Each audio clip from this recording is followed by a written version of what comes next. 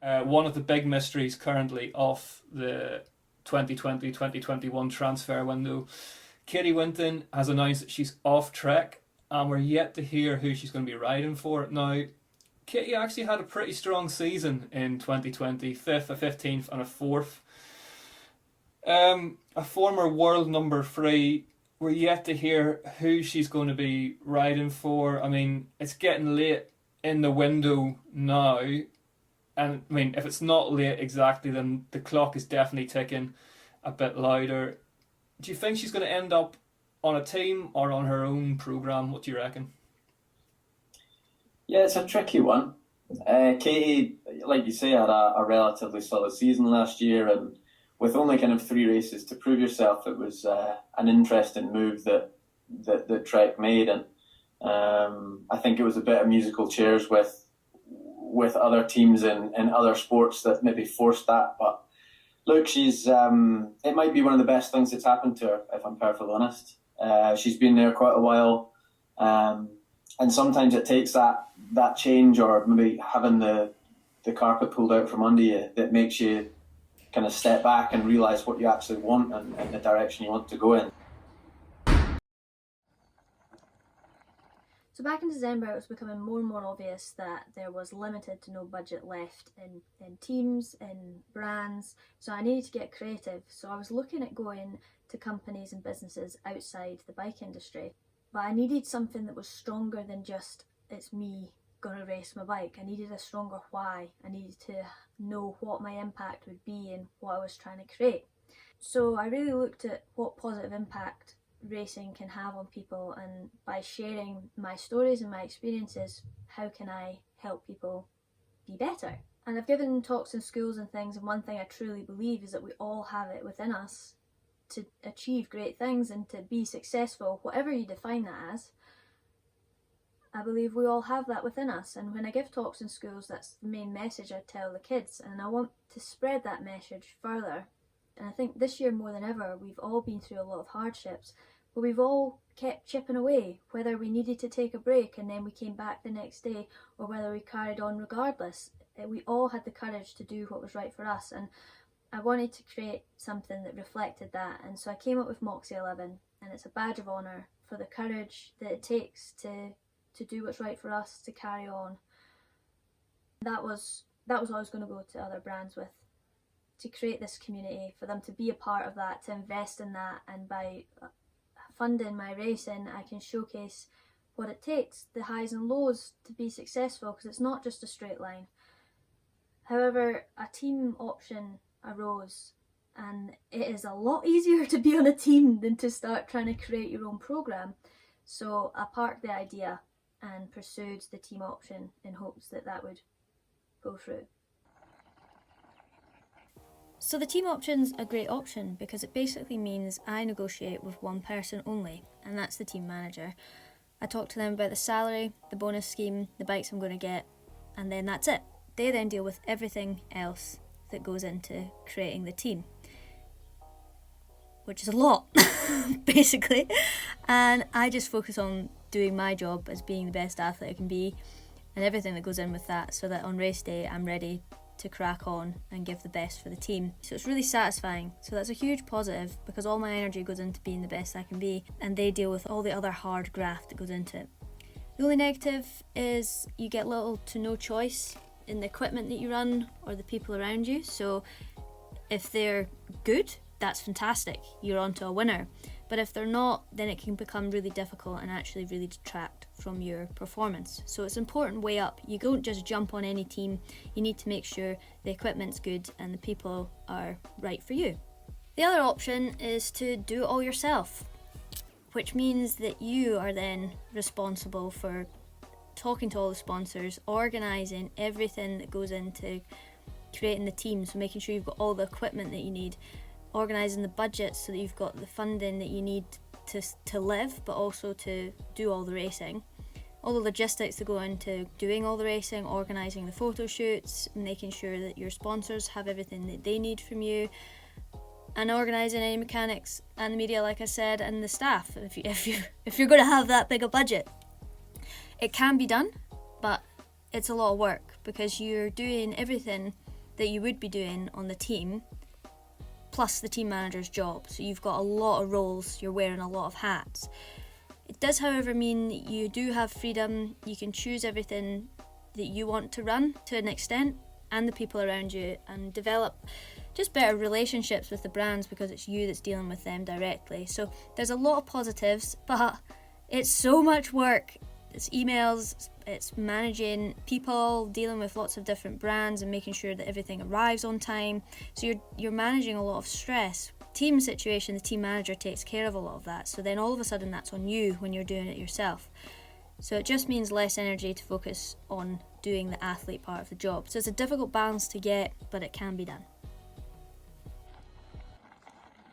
So in January, the final potential team fell through, so the only option was for me to do it myself. So I managed to secure my first financial sponsor, and I'm going to bring you round to meet them. Here's Katy's granny and grandpa, Fraser. Earlier this year, we had a bit of a conversation. What happened? Yes, well, your granny and I had been thinking about your situation, and we decided that we could afford to do a wee sponsorship for you just to help you on your way for this season. And it was made clear that it would just be a one-off donation to help you through this season when you don't have a real proper sponsor, and hopefully you'll get one for the following seasons. So it's just a help for this year. And you are my first official sponsor. Oh, that's good then. Hope you get a lot more. And because you came to me with some financial help, it meant you were going to be on the jersey. Yeah. How did you feel about that? Oh, it was great. You will be with me at every race. Oh, that's, On my jersey. that's nice. That's nice. Yeah. So there you go. Shouting you on. Yes. You've been with me the whole time anyway, Oh, but now you're actually on the well, jersey. your granny follows you on the iPad, you know. Mm-hmm. Every day she's looking for the latest Granny knows news. more about what's going on in the AWS than I do. We're delighted to be your sponsors, Katy, and wish you good luck for this season. Yes, I'm very proud to have you on board, Thank you. as always. I was really lucky that this whole time I'd had SRAM, who were 100% behind me. They had my back. They'd been searching for other options since November when I first spoke to them about, you know, if I have to go this myself, like, would you support me? How would that work? And they were huge. I was on the phone to them every other week discussing ideas. They were trying to talk to the teams that they support and sponsor, and trying to find me somewhere to go. So when that team fell through, they were like, yeah, you know, we don't want to see a top mountain biker without a ride, so we support you. You just got to find a bike brand. So at that point, I still had a couple of bike brands that were interested. I'd sent proposals, we were in discussions, but I wasn't hearing a lot. And there's only so many follow-up emails that you can send. And January was a savage month. It was dark, it was snowy. Scotland was in full lockdown, so the things that usually keep me going in the winter were not available. And I was in this really high stress situation, so it was fairly grim. And I got to breaking point.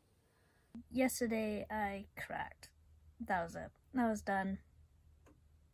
Absolutely done. I can't deal with this anymore. I need to know what I'm doing. I need to know whether I'm having money coming in or not. I've not got any brain power to even articulate what's going on. At this point, I knew the bike that I wanted, and the whole time through this process, it's been really important for me to get my value as a top mountain biker, because the job I do, I deserve to be paid for, and that's the reality. However, when the budgets are gone, they're gone, and so you're put in a really difficult position, because I still want to race, but I don't want to devalue myself, because basically if I devalue myself, I devalue everyone that's also racing, and I didn't want to do that. So it was a hard decision to make, that okay, you're just gonna have to commit to part funding this yourself. I knew I had some support from SRAM, and just get the bike that you need in order to perform and put yourself in the best position to negotiate for 2022. And so I made a phone call, and on the Tuesday joined with a brand that just welcomed me with open arms. They understood the situation and they wanted to do everything they possibly can to help me. After so long of kind of bashing my head off the wall, I was, getting treated with respect and kindness and support, and this is exactly what I was looking for. I really wanted to align with a brand that, cherished their athletes. So I had that with SRAM already. I'd found this bike brand that were great. This bike was the bike I wanted. The geometry works, it fits, it means I can make it a mullet. I was really excited that they were actually keen and able to provide me with product and sort me out, and we could actually work together in an agreeable arrangement. And SRAM and RockShox were really happy with that as well, so I had them, and then everything just kind of fell in place after that. I was speaking to Sarah Leishman, who's basically in control of global communications for SRAM, and we were discussing the PR plan with Sarah and John Dawson, and I owe so much to them because they've allowed me to create a programme that is 100% right for me. We were discussing the PR plan and they were like, yeah, so it's great, you've carved your own path, you've not backed down, and we're really stoked with what you've pulled together. What's your team name? Winton Racing. And I was like, oh no. Actually, it's called Moxie 11. And so the concept I came up with in December was born out of nowhere, and here we are, Moxie 11.